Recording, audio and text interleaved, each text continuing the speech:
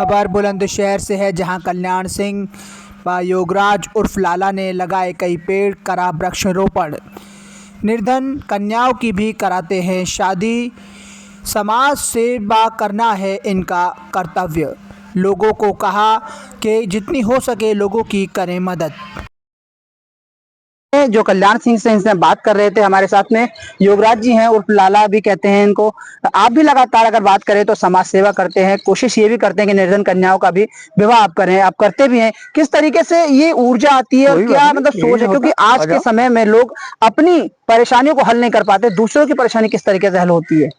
देखिए साहब, आपका पहले पहले तो बहुत बहुत आपको बधाई कि आपने ऐसे हम जैसे लोगों को भी, आपके पास टाइम है जो हम लोगों के पास आप आए, उसके लिए आपकी जितनी प्रशंसा की जाए वो कम है।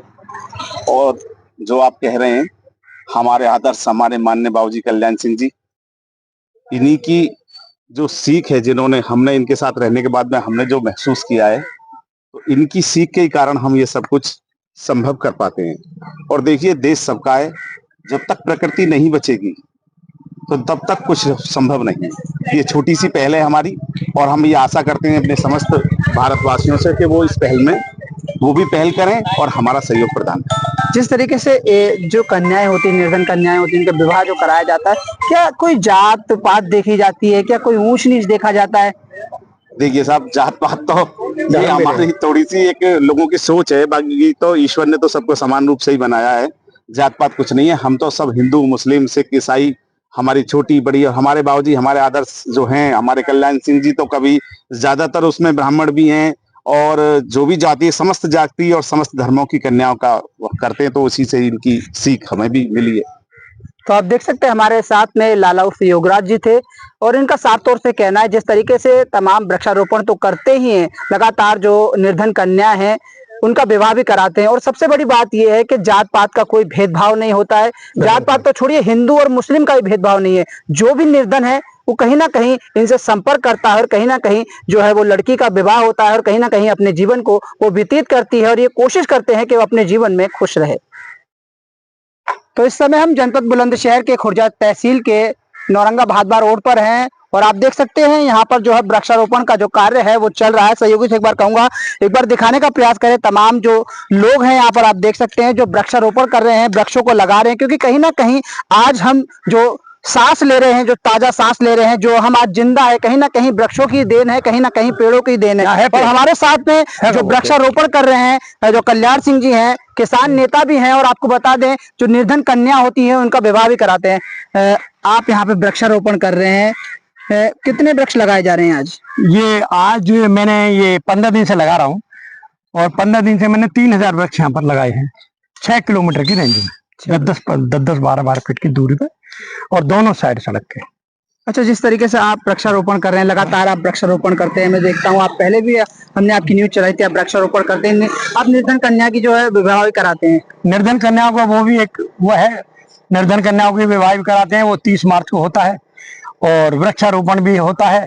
समय समय पर जो काम है मैं उसमें मैं तो पूरी अर्पण हूँ। जिस तरीके से जो कन्याएं होती हैं, निर्धन जो लोग होते हैं, जो मतलब कहीं ना कहीं आर्थिक स्थिति से कमजोर होते हैं, उनके आप विवाह कराते हैं, तो किस तरीके से वो विवाह होते हैं, किस समय होते हैं, किस तरीके से लोग आपसे जुड़ सकें, जो जो निर्धन हो, जो लोग धन की कमी हो, वो किस तरीके से जुड़ सकते हैं आपसे? वो 30 मार्च को विवाह होगा, और 1 सितंबर से लड़की का हमें बायोडाटा दे दें। अच्छा, आधार कार्ड 1 सितंबर से 1 सितंबर से रजिस्ट्रेशन हो रहा है, आधार कार्ड दे दें, ताकि हम उसमें चुनाव करते हैं जी। एक हमारा लिमिट है कि हमें कितनी करनी है।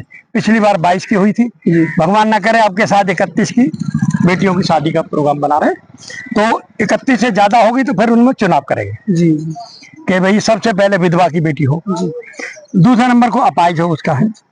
अब इन पे से हम बचते हैं तो फिर कोई भी हो उसका जी।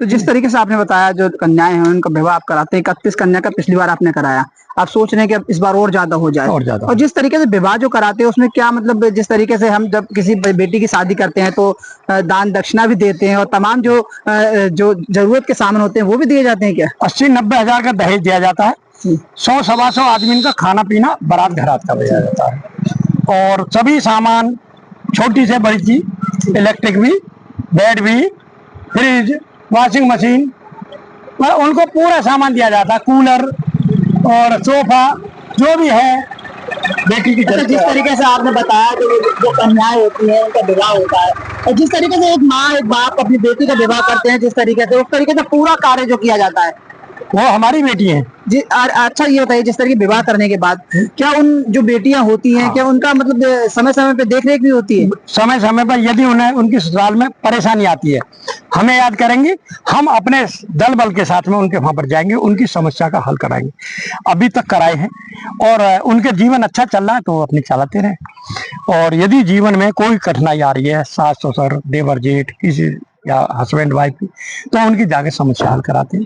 कहीं बेटी की कमी होती है तो बेटी को अपना डांटते हैं, और कहीं अनैतिक उसके साथ होगा तो उनसे भी हम कह देते हैं कि एक माँ बाप नहीं है, इसके 100 बात और भी है। बिल्कुल, कहीं ना कहीं जो संगठन है जो हमारी सोसाइटी है वो सब उसके गार्जियन है। बिल्कुल, तो गार्जियन हम के तौर पर हम जाते हैं और वहाँ पर उनकी समस्या मतलब जिस तरीके से एक माँ एक बाप अपनी बेटी का ख्याल रखता है, लगातार आवागमन करता है, हम लगातार बीच-बीच में- त्योहारों पर जाते हैं, तो उस तरीके से पूरा जो देखभाल आप करते हैं।